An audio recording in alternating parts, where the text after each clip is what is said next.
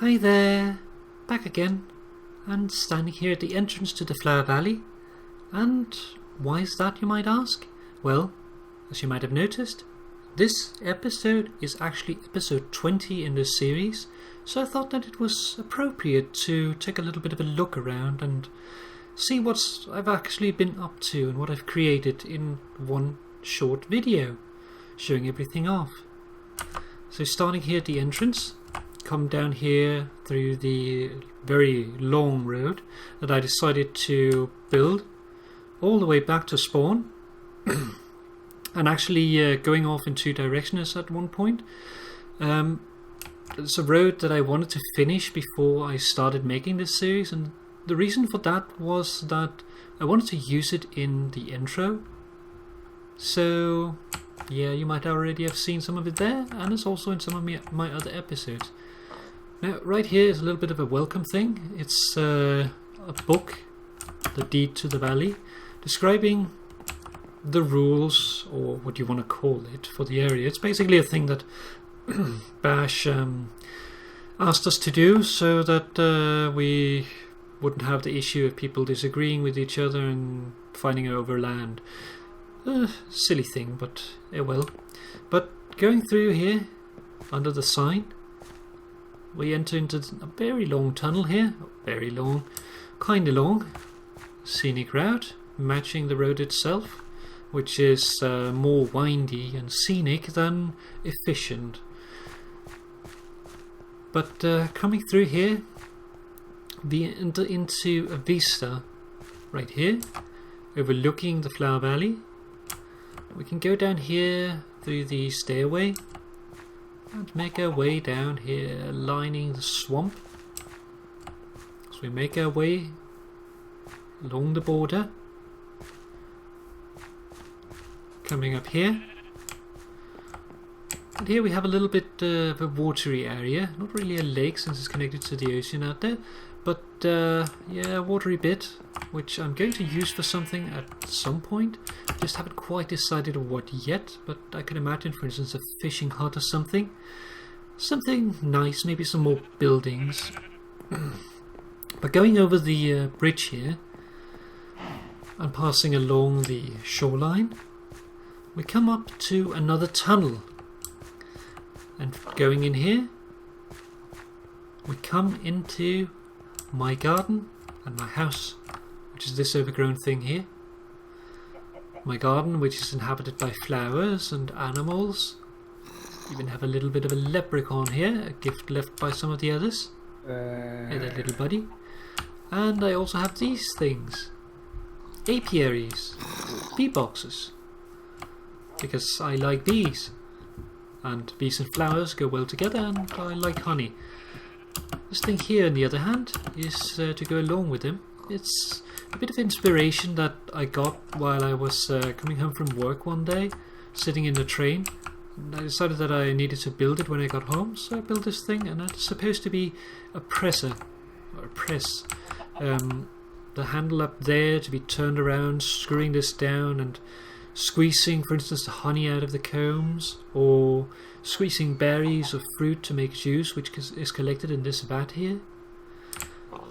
And I have a couple of these around. I still have more to make, but I haven't. I don't want to litter the place with too many of them, so I'm going to put some further out too. And over here, there's a little bit of a transport station. So, and here's some leads, and that's for coming over here, tying my donkey up, loading him up with goods, so that I can take him off to other places, for instance spawn, to deliver goods there. Now, of course, I'm not the only one living here. I have some guests, and up here I have a stable. And in here I have all my friends, or at least most of them. Cappuccino, my horse, which is actually my second horse. There's my donkey here, which is currently without a name tag, but he's for now known as Donkeybot. A random pink sheep, because we all love pink sheep. And in here we have a white horse here, which is yet unnamed, but he will probably be something like Vanilla Cream. And over here is Lord Argentum Coxcomb, my first horse. A brilliant steed. I want to point out I did not do the whole thing with finding the most ideal horse. I find a horse that I like looks wise, and I live with them because that is what their soul is. And over here we have a couple of guests. We have Edgar Allan Slow, which is Pink Swiper's donkey, and we have here an unnamed horse which I rescued from the minigames area because the others were threatening to turn him into glue, the meanies. Then over here we have a Miss Half-Ass, which is belonging to Uruta, my fellow Dane here in the server. A mule, which gives rise to the name. But of course that's not everyone here. Other than our pal there, the leprechaun. We can go in here in my house. And in here, you might already hear it, we have some more friends. Right over here. Elfie, my dog. Mr. Pig was standing there and having a good time. And right up here we have Ion, which is Golda's cat. Was also my pet. Down here, well, address there, jukebox, dinner table, kitchen, storage area, and a bit of paintings everywhere. Just something nice to pretty up the place. Now, going out here, if I can actually go out the door, we have our back area, and the bridge goes up, supplied by an aqueduct coming from above. It pours water down here and fuels the farms. Pumpkin and sugarcane farm here. We're going down this area, we get to yin yang simple themed combined wheat and carrot farm, and then down here a very small potato and melon farm, and some chicken coops here where the chickens could potentially wander off, but they haven't done it yet.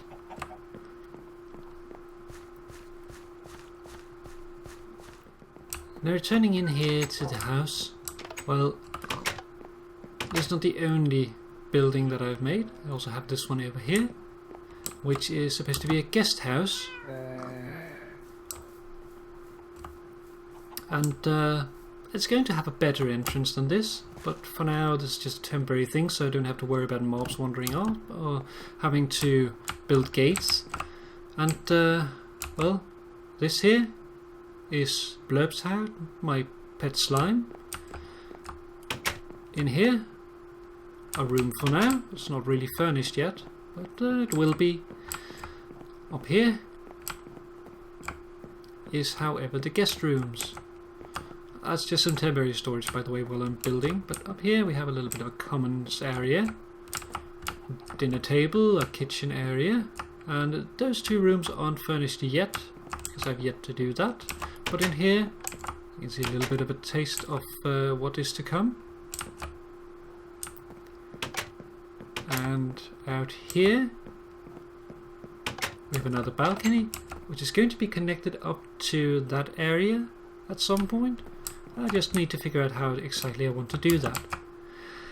Now, if we go down here, right over here, you might have noticed this entrance.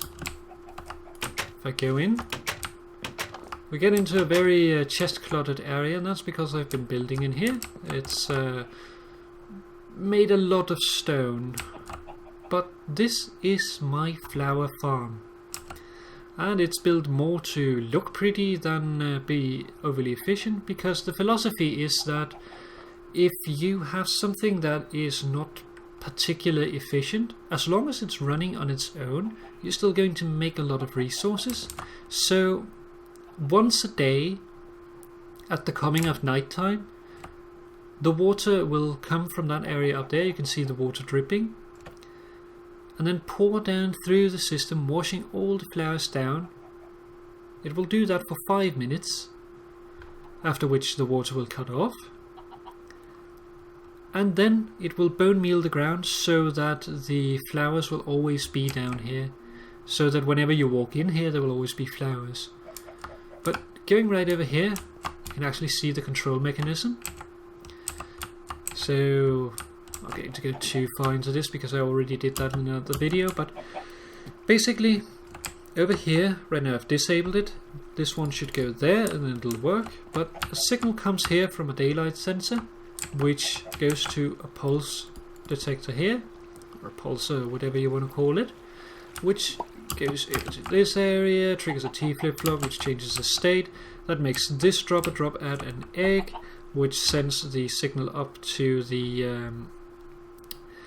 water to be poured, which comes from the fact that an item will take 5 minutes to despawn, the same time that the items will be traveling through the water, so that when this one is pressed, the water will be pouring, and when it depresses, it sends a signal up here, which triggers this one, which then has 1.5 approximate minutes to fall down through the spider webs, and that will then cause the bone mealing, because that is the time it takes for the water to dissipate again.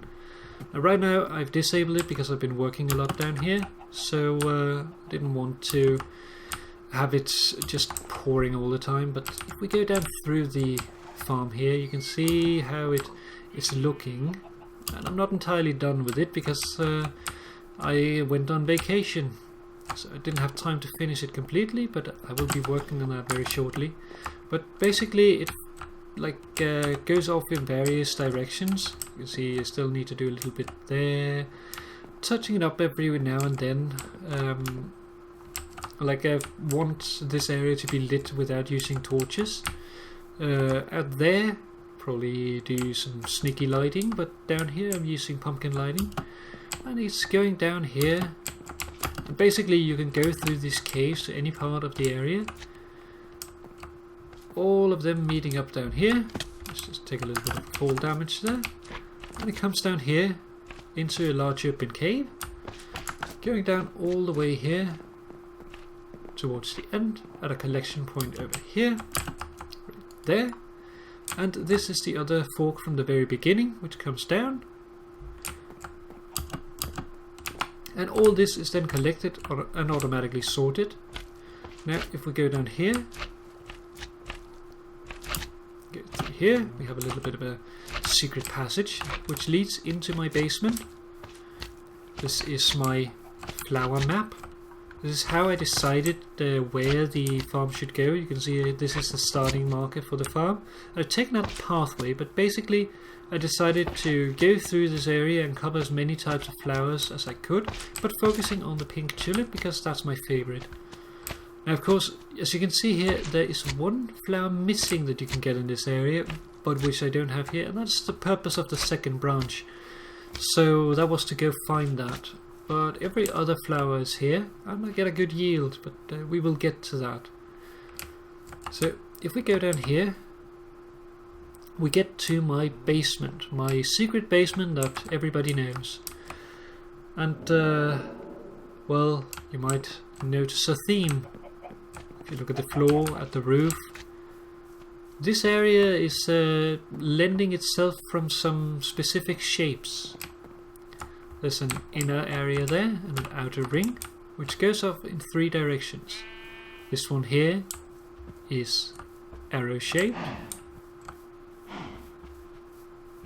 and rooms will be joining up to it, but I have yet to make those. Over here it is plus shaped, and if you are familiar with it, a circle and a plus, or a circle and an arrow, that is the male and female symbol. While over here we have the same symbol that there is on the floor here, which is the combined male and female symbol, the transgender symbol, to match my own situation. Going down here, we get past a very noisy slime to get to this area.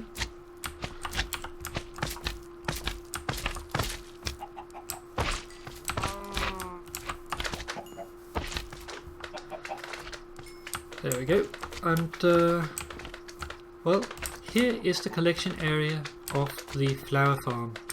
It sorts them automatically, and deposit them in these chests here. And as you can see right now, there's not really a lot of flowers in it, but that's because I've turned it off. So that's why we don't get any, and there wasn't enough bone meal in it to cover the whole area, so you don't see a true yield. But if we go in here,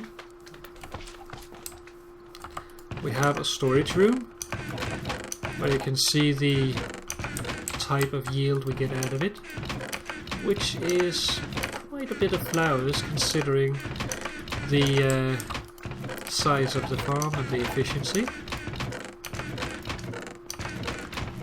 And just because I'd be running out of this storage very soon, made another one over here. Now, this basement wasn't intended to be connected to the flower map just from the start, and it probably won't be for the long while, but I kept this entrance here for ease of access. But it's actually supposed to go up here and connect towards the surface, climbing up the vines. We get to another one of my little buddies who lives up here, and that is my basement sheep. Basement pig went away, unfortunately, but yeah, here we are, my little basement where I grow some subterranean cocoa beans. And up here, for some reason this one keeps disappearing. But swimming up here, we emerge right underneath my house. Let's swim out here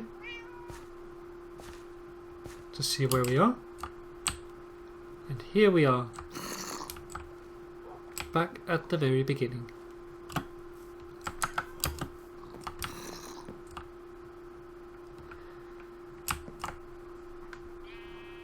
And now, as I said, I went on vacation here. Just got home a couple of days ago, haven't quite gotten rid of the jet lag. But yeah, it was a nice vacation. I was visiting my kitty in America. Well, I live in Denmark myself. So because of that, it was like a sitting still, relaxing sort of vacation, not like out running, seeing a lot of touristy stuff, because the purpose of it was to see each other mainly, and we definitely got to see each other. The reason behind it is that Kitty has to work while I'm there to make money, of course. That's how things are. And well, as a result, there's not too much off time, but there was actually more than there usually is for these sort of things. So that was pretty good, and we actually got to see some different things. It was very nice. But yeah, went over there, spent some time. First weekend we went to Las Vegas, which was damn hot. I think the temperature went up some plus 10 degrees Celsius just by going there, going 8 hours further south. A little bit crazy. It felt like you were wearing a scarf of pure heat. It was very, very weird, but quite nice. Very sunny, very hot. And other than that, like, we've been around, we've been what is it called? We've been visiting the various dining places that we like, as well as some that Kitty has found after my last visit. A Thai place, for instance. We went to Mongolian barbecue. We went out and got sushi, and this time I didn't get a bone stuck in my throat, which I have managed to do before. And yeah, other than that, we watched some movies, some of the new releases. We went to the zoo, or rather 2 different zoos, because there's 2 in the area. There's one that is like a normal zoo, except it's quite small, and then there's another one which is purely rescued animals, or animals that is in need of a place to live. And yeah, they got new animals. It's one of my favorite zoos because they have wolves there. I'm very fond of wolves. Hint, hint, nudge, nudge. But we got to see them. We have 2 wolves, a female wolf which is old. I think she's 15 years old. And because of that, she probably won't be around for too much longer. But we have also a male wolf, Monty, which has decided that he's going to be the guardian of the new pups that they've gotten. So he's taking care of them. And other than that, they've also gotten themselves a jaguar. So since my kitty's character is a jaguar, well, that is very fitting. And if you of course went and saw him as well, lying there on his perch and just looking out. Very typical for a feline. That's a superiority complex. But yeah, let's see if we can get up here. It's been a very relaxing vacation. I used most of the time to sit at home and draw while Kitty was at work, and then we hung out, relaxed, watched movies, watched shows, did various things together. Once he got off work or while he had the day off. So, just a relaxing thing.